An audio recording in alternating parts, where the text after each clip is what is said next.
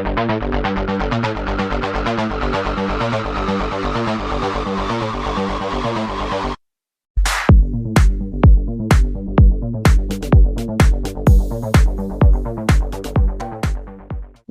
Gutsy Chicks, to another episode of Spirit of an Athlete.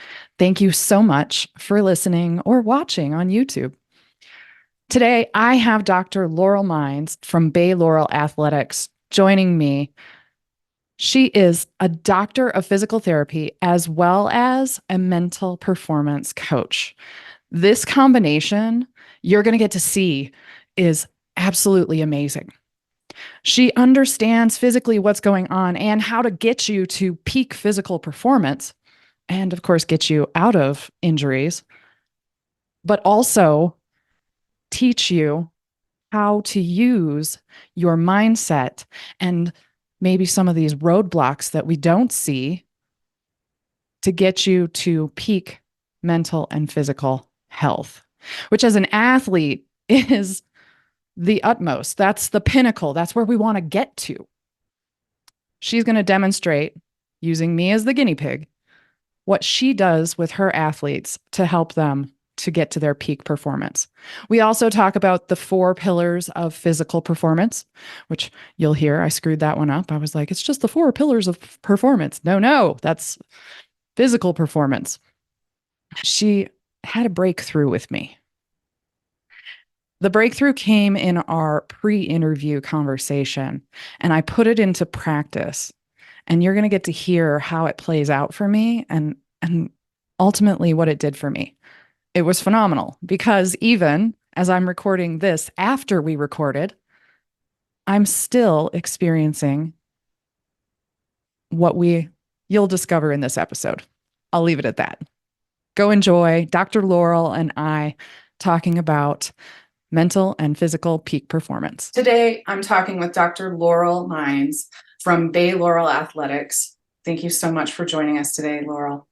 She's a doctor of physical therapy and mental performance coach that not only rehabs young athletes and extreme sport athletes back to peak performance, she also works with healthy athletes on injury prevention to become even better athletes through precision training using the 4 pillars of peak performance and discovery-based learning. And that's exactly what we're going to be talking about today. So thank you for sharing this with us. Yeah, thanks for having me today. Absolutely. So in our pre-interview call, I got to discover lots of really amazing things. And we're actually going to touch on that at the very end, where we're going to go into one of my injuries and see how you work with an athlete. So I'm really excited about that because you not only do the physical, you go well beyond that, much deeper than that, into the mental side of things. And most PTs are going to grab onto the mental side, but I feel like you really go below the surface and you dig out the truths that these athletes are living. And I got to experience that firsthand. So I'm super excited to share that with everybody today. So how do you do those 2 things? What did you have to learn? Yeah, so I went to college and I thought I was going to go to medical school. And I did pre-med in undergrad, and then I did some like internships in some doctor's offices. And I discovered that I didn't want to go to medical school because, one, I didn't want to be a pill pusher. And not that all doctors are pill pushers, but the pharmaceutical industry really sets up the medical industry for promoting these pharmaceuticals and don't always give people an array of options that are actually out there. And I know your show really focuses on all the availability of different resources out there. Absolutely. The other thing is I didn't want to go to school till I was like 50 to do something very, technical like surgery or something like that. So I said, what am I going to do with my life? And I had always been active. I never had an injury, never did physical therapy. And I just went to physical therapy school, applied, got in, got my degree. It was great. It was such a great fit. I'm really lucky that, I just chose something that was a really good fit. And I want to give credit to my internship and my clinical instructor in like my last bit of school. He made me read all of the pain science, all of the books, all of the research, and just regurgitate it to all of my patients at the time. And what I discovered at that time was like pain was more of a mental and emotional experience than a physical manifestation. And I don't want to diminish the physical manifestation of pain because it is there and it's really real. But the mental and emotional experience is, really overshadowing the physical experience. And when I started actually coaching people around that with the physical therapy, I made really incredible transformations with these people's lives, getting them out of pain and opening up a life that they didn't know was possible. And so I had been coaching, I've been a physical therapist for about 12 years now. So I've been, coaching people out of pain before this whole coaching wave came about, even, and I didn't even know it. And then in our pre-interview call, we were kind of talking about how two people, this is a great example. Two people can go to Disney World and they can maybe have the goal of riding all of the rides that day, and they can both ride all of the rides. And one can have a great experience, have so much fun, a thrill, excitement, and the other one can still meet the goal and be miserable. Like, so the experience is the same, but their emotional and mental experience, their physical experience is the same, but the mental and emotional experience can be worlds different. Okay, so I've got to ask, and this is something I've been contemplating for years.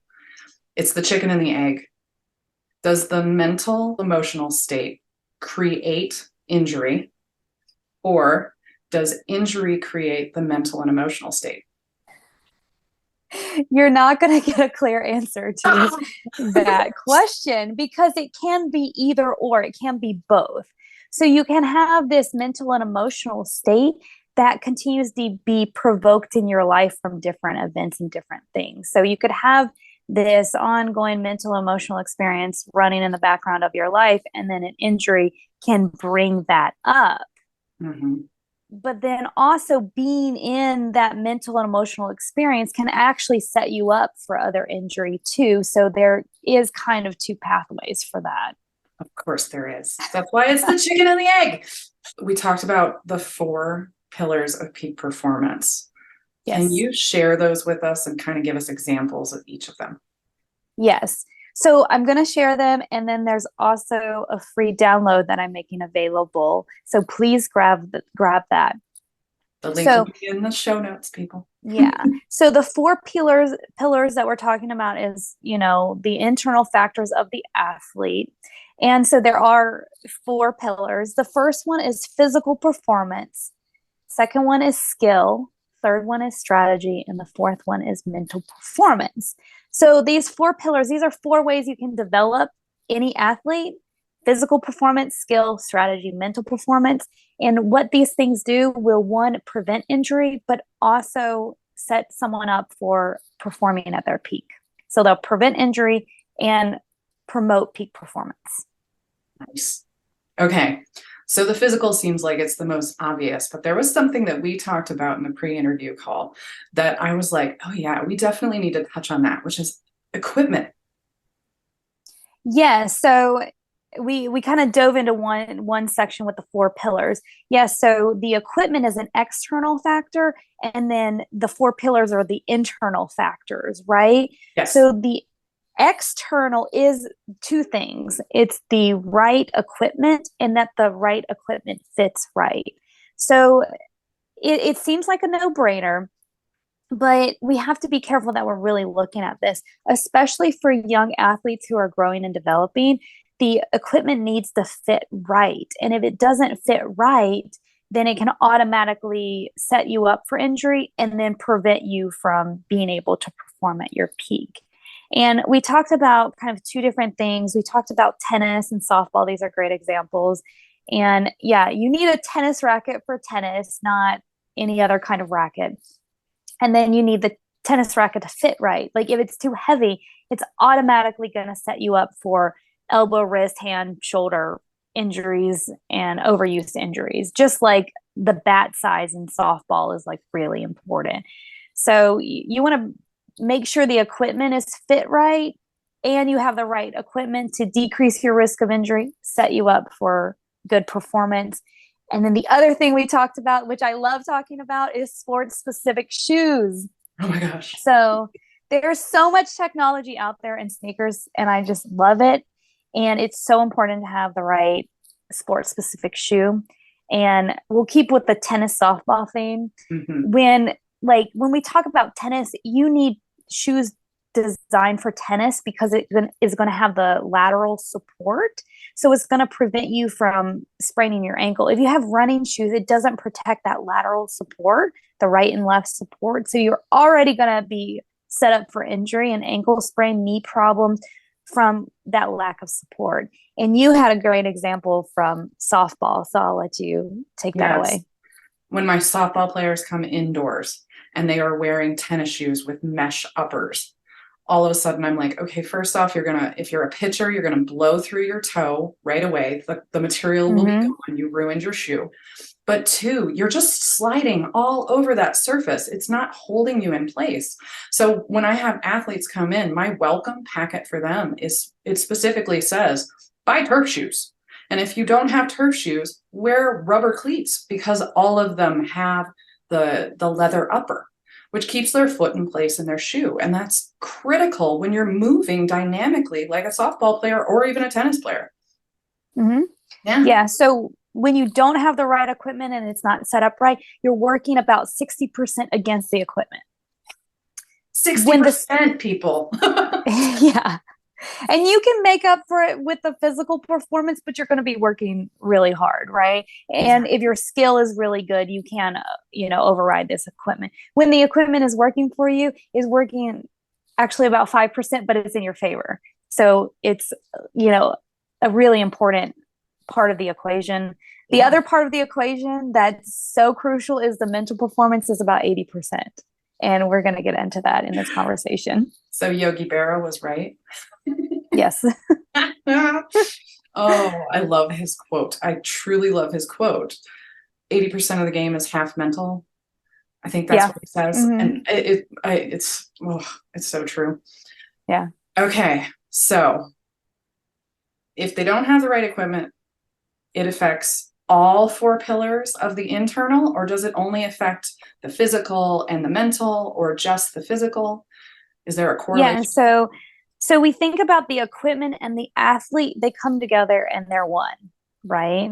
So it can affect each other. So, I mean, you can override bad equipment with better skill or better physical performance, better mental performance, but it's also like it can be in a blind spot that you can't see. And this can be really a big mental block when you have an athlete, maybe a young athlete or an athlete that is learning a sport. If you don't have the right equipment, they could, when they're learning, their learning curve isn't as quick, right? So then they become frustrated. They're like, why can't I learn? Other people are learning better than I am, and I'm really frustrated that I can't learn. But it might be because the equipment isn't right and it's not working in their favor, especially in that really crucial moment of the learning curve.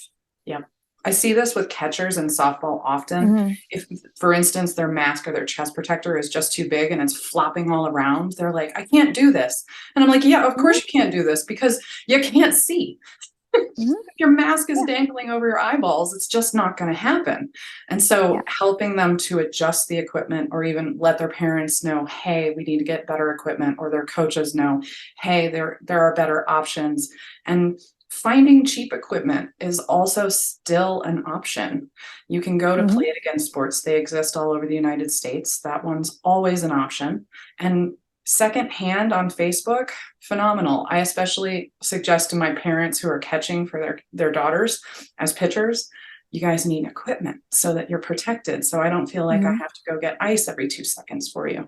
And I let them know, like, just reach out in any of the Facebook groups that are relative to your sport and ask, hey, do you have any of this equipment that I can use? And parents are always like, yes, let's get it out of our house. Okay, let's give your listeners even more value. Okay. Yes, please. So we need to make sure that, especially our young athletes, are able to speak up and say, hey, something's not right. And their voice isn't diminished, right? Like, oh, it's fine. Just go back and play. Don't worry about it. We need to kind of stop that cycle and make sure, like, okay, something's not right. Like, do we need it? Let's look at the equipment first. The equipment is like the low hanging fruit. Yes. When you address it and you get it right, like you knock it off the table, and then you don't have to worry about it, and you can look at the 4 pillars, which are going to be even more powerful for you, right? And it, like, when you knock the equipment off the table, it's not such a pain point. So it's like, let's take one moment, take a step back and look at the equipment and see, like, okay, let's adjust as much as we can. Okay, now go back and play and let me know. So not just trying to get players to suck it up and move on, right? So that's one thing. Yes. Yeah.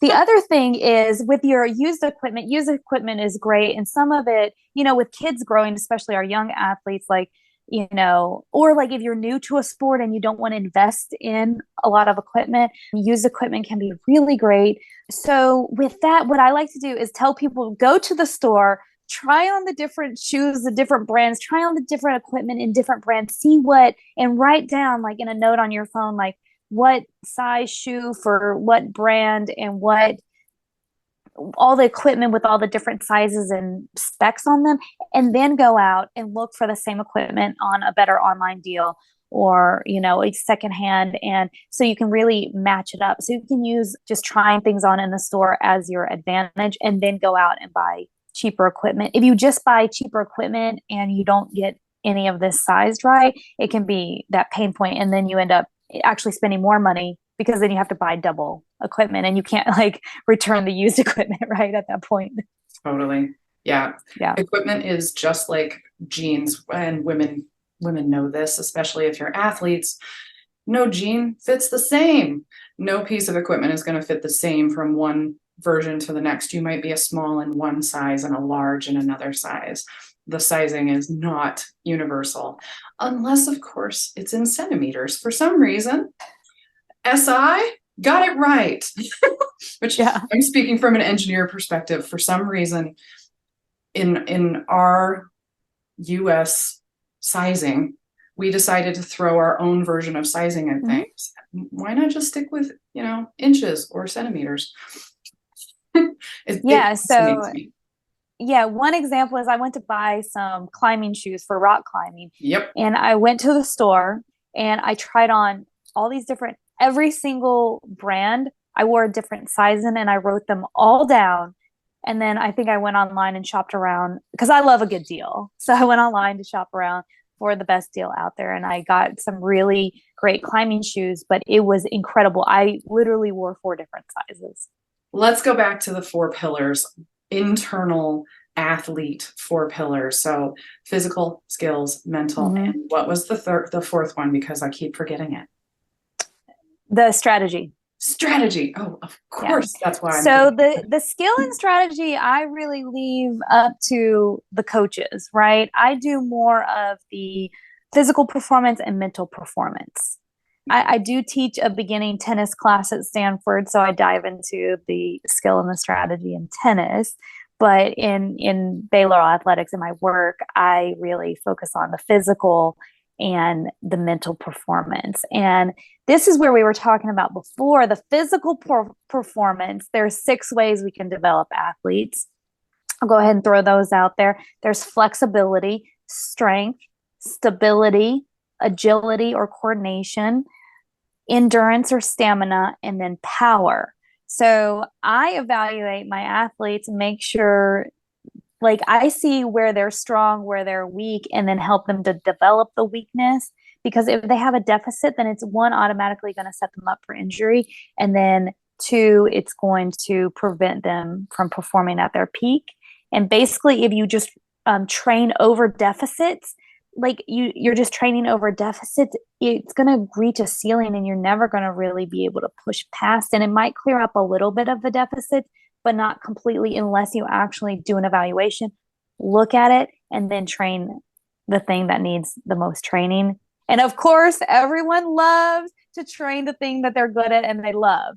But what's most beneficial is the training the thing that, is the thing that has the most deficit or the most weakness.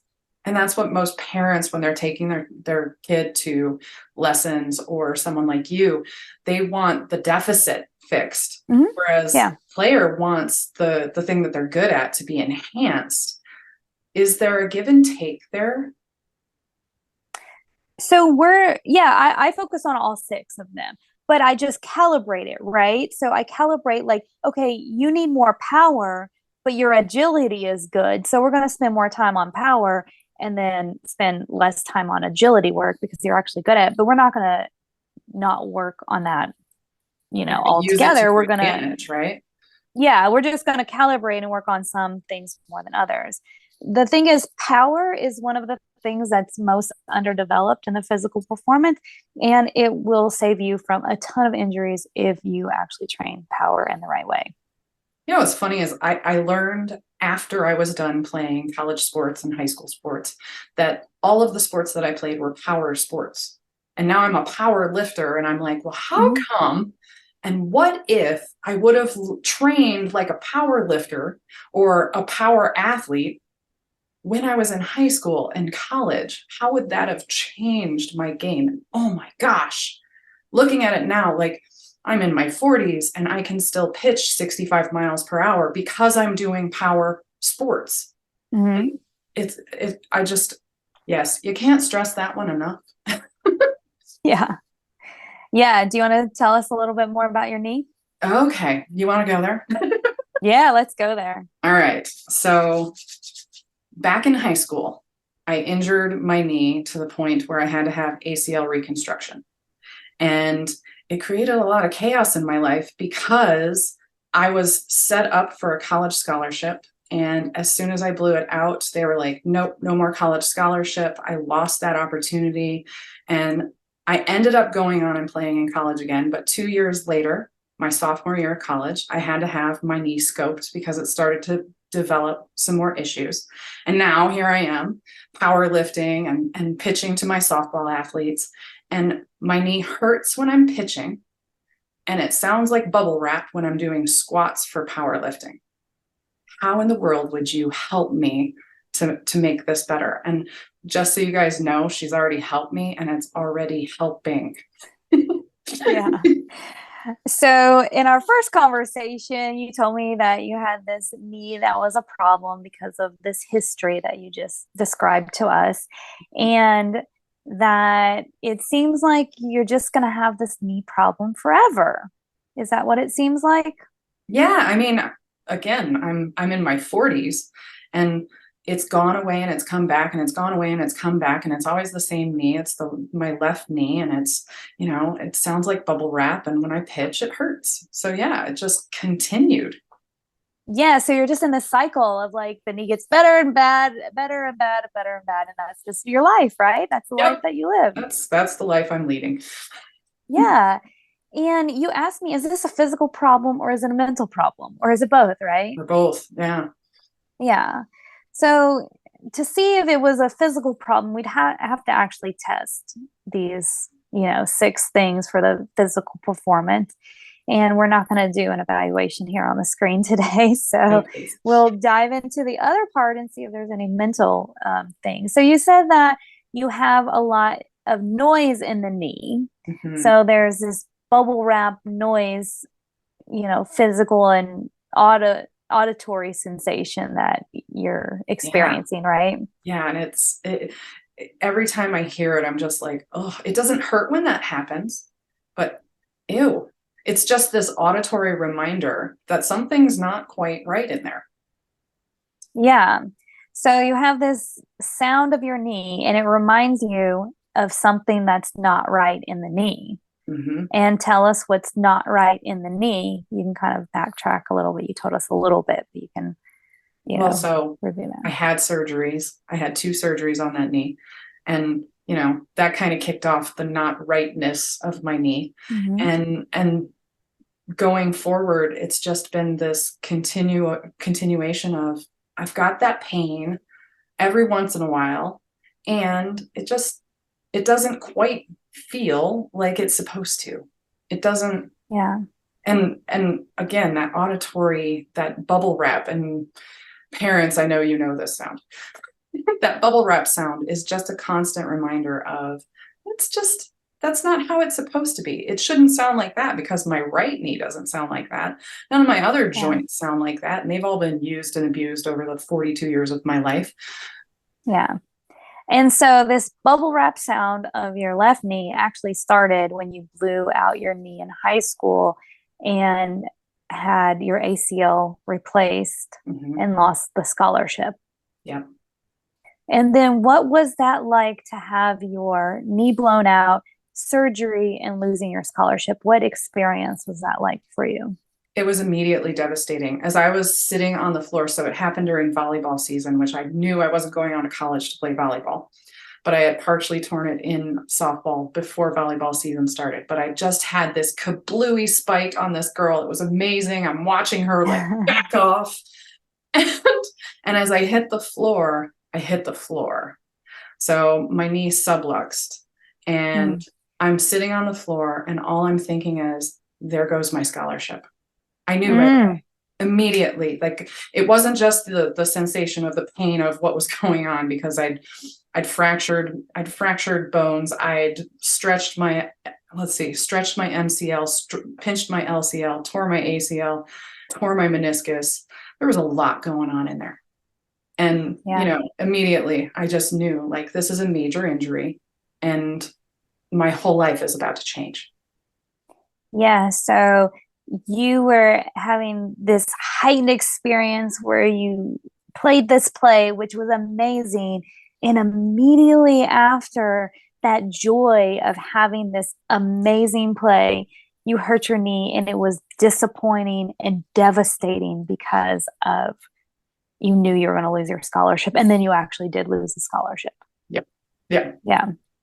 Okay. So then we're going to fast forward to today, right? Yep. So you have this noise in your knee. So from the physical realm, you have noise in your knee. Yep. Yeah. And in the research, do you know how many knees are noisy? No. Do tell. 95% of knees are noisy. That's They've awesome. surveyed all of these people and 95% of knees are noisy. Knees are very noisy joints. So 95% of knees that are healthy, unhealthy, all of the above are noisy. So in your situation, there's this noise that's actually fairly normal that is tied to this experience of like this devastation and this disappointment. And so the noise in the knee tied with this experience of being disappointed and devastating has just continues to carry through your life. So when you associate the noise in your knee, which is only noise in your knee, it continues to have this disappointment and devastation live for you in your life. Yep. And it constantly reminds me, you could injure it again. It's there. But that's true for all my joints, isn't it? Exactly. So that's going to put you up, that's going to set you up for this cycle of like being injured and then getting out of it and being injured and getting out of it to like live into this future of I'm going to hurt my knee. But then it's not just about hurting your knee. And then the devastation and the disappointment continues to live. Yeah. Man. So when we actually see that the noise in your knee actually sets you up for injury because it's keeping this cycle of disappointment and devastation alive from you from this experience in the past. And like you said, in reality, one, there's just noise in the knee. Yep. And then two, like you're healthy and active and any joint is, anytime you step out on the court, the field, the weight room, whatever, you have a risk of injury. It's not zero. Anytime you get out of the bed, walk out of the house, get in the car, you have a risk of injury, right? But we're assuming the risk of injury when we step into what we're stepping into, right? Yeah. So you have a risk of injury to injure things, right? But that doesn't mean that you're going to injure things. It doesn't mean that you'll keep re-injuring the same thing or a different thing, or, like your shoulder could get injured, but then like your shoulder could get better and it maybe will never get injured again. Yep. So by keeping this cycle, like the mental side is keeping this cycle of injury alive, and it's also keeping the devastation and disappointment alive in your life as well. So how do I release that? How do I let go of that? Okay. So we actually get payoffs for living this way.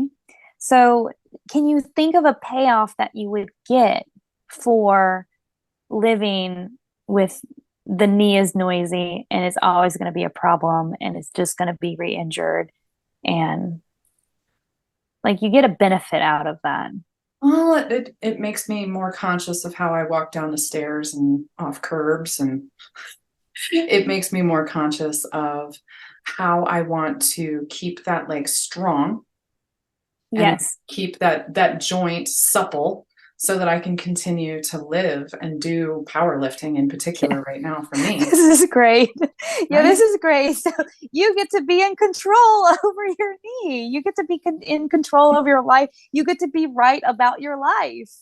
Yeah. Like that's what you're getting out of this is you get to have all the control and you get to be right about it. And anything else gets to be wrong about it, and anything else doesn't have control over your knee. And you actually get to be self-justified in, this cycle of pain, like you're justifying it for yourself. And that's the benefits that you're actually getting. But now, what's the cost? It's costing you something. Yeah, it's holding me back from pushing certain boundaries, certain limits that I'm like, oh, well, if I do that, that could definitely cause injury. Should I, shouldn't I? And of course, as an aging person, as someone, we're all aging, but as someone who's getting into midlife now, I'm like, well, I want to be able to use that thing the rest of my life. So does that mean I should do less? Yes, exactly. So it's kind of two questions. Are you reaching your peak performance, or do you even know what your peak performance is? Mm-hmm. You don't. Right. You're not at your peak, and you don't even know where it's at because your mental The mental capacity is just capacity is limiting you from this experience that you had. How old were you? 17, 17. How old are you now? 42. So that's 25 years. Yeah, roughly. Yeah. So, Years of this activity. mental block has been blocking you for 25 years from actually performing at your peak, and it's setting you up for injury. Yep. Wow. So are you like really present to what this mental block is costing you? I am now. Yeah. I totally am. So what is there to do now? Now it's a matter of finding someone like you to help me care and train to the best of my ability and the best of your ability to help me get there so that I can find my peak. Yeah, so we could do a physical evaluation and look at it and see if there's any physical deficits, right? Yep. Yeah, that's one avenue, right? The other thing is like, can we disassociate this noise in your knee with this experience that you had 25 years ago? Mm. Mm. Separate the two. Yes. Yeah, that's going to take some work. Can we start to live with my knee is noisy? Yeah, totally. And it doesn't mean that I have to be disappointed. It doesn't mean that the cycle of injury has to live. It doesn't mean that I need this reminder of this injury and disappointment anymore. Absolutely. Yeah. Yeah. So there's just like, can you give it up and just realize and just live with, hey, my knee is noisy? Totally. Yeah. Yep. It's making that noise again. Yeah. Right. And now, yes, going forward. So we worked on this on a pre-call last week. Mm-hmm. And since that call, and this is what I love, since that call, my knee noise has reduced. I've heard it a whole lot less. Right? Because I've started to do the disassociation between those two, but not only that, the disassociation with the noise itself. And yeah. So we didn't even go as far into the conversation last week as we did as today. Yes. So as you see, like you already made a small gain in there's actually less noise Exactly. and it feels better and Yes. you're And I'm more free. stronger. Yeah. I did deadlifts, and usually I hear it while I'm doing deadlifts because my ear gets close to my knee. And as I'm coming up, I didn't hear it at all. And I was just like, anybody else not hear that? Yeah, exactly. Right. Yeah. But it Mhm. was that moment of recognition of, okay, I'm not hearing it. Awesome. And I was moving more weight than I usually that I have been over the last year. And I was just And like, Amanda, what was that experience like for you after 25 years of dealing with this? pure freaking joy. Yeah, it's like life changing. It's like a different life. Exactly. It totally Yeah. is. Yeah. It just immediate shifts. And it's just like, it's freeing. So Hmm. thank you. Yeah, freeing, right? Like, Yes. and you can actually see what's possible. Like, Hmm. let me see what's possible for my peak performance. Now that I don't have this thing Hmm. following me around, Right. constraining me that Yes. you couldn't even see before. Yeah. I'm like, I was doing a 5x5. So Hmm. 5 sets of 5 reps for those of you Hmm. that don't know, and beltless. And I was pulling 165 off the floor like it was butter. And Hmm. the last time that I was doing that, I was pulling 375 off the floor. And that was back in 2020 was the last time I pulled 375 off the floor. And all I kept thinking was, oh my gosh, if I'm 5x5 at 165 beltless, I can pull 375 right now without the buildup of a power series. And I'm going to easily beat my PR in no time. Hmm. Pure joy. Just Yeah. absolutely just blew So my mind. you can actually you actually have the potential to see what your peak is, your peak performance, and it's really clear. Like Yes. you actually know where your peak is because there's not this constraint, this glass ceiling that's holding you down that you can't see. And then you're actually really clear about this is my peak. Physically, this is my peak. I can get there. I can go there. I can notice it when I am there. Right. Yeah. Yeah. Laurel. Wow. Dr. Laurel.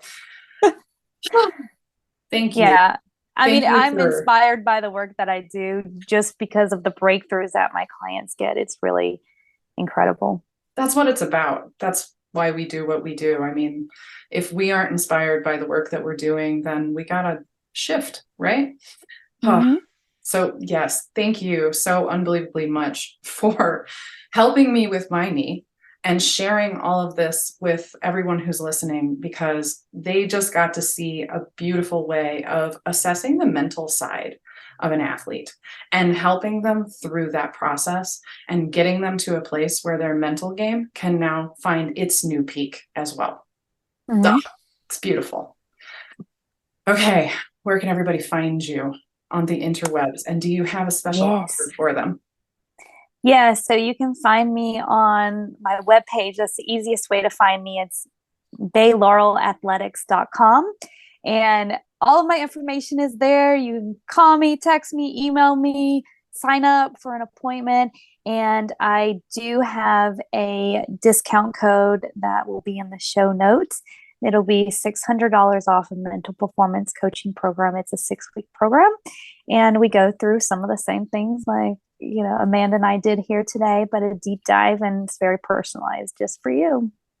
Amazing. I'm so grateful that you're offering that kind of discount. One, for the listeners who made it to the end of the show, but two, because you are so unbelievably gifted at what you do.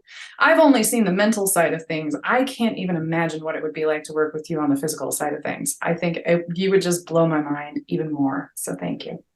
Yeah, thank you. I feel really blessed that I've come into the talents that I have and get to really make an impact, especially not just for athletes like you, but also really young athletes too.